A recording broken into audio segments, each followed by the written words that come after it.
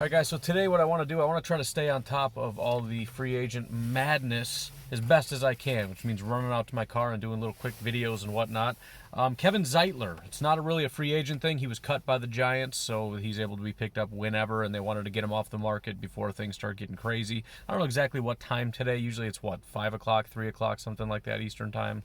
I should know these things, but I don't. But Kevin Zeitler has officially gone to the Baltimore Ravens. As I said, the Giants cut him.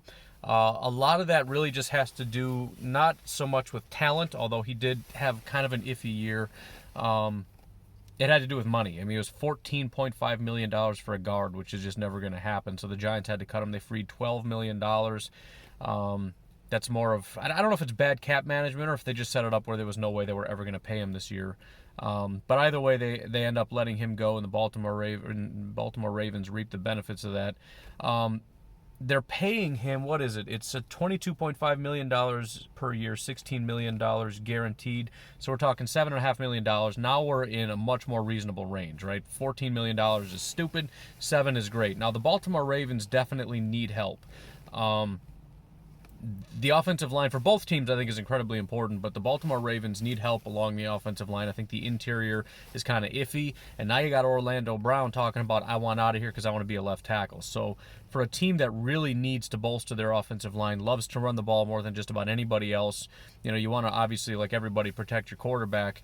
Getting a guy like this, that's just going to be a boost. He's not elite. At this point in his career, he's not elite. He gave up 28 pressures last year, which is the second most of his career. It was tied for, I think, 13th most in the NFL for any guard. It's not including tackles or anything like that, just guards. So he's good. He's not great.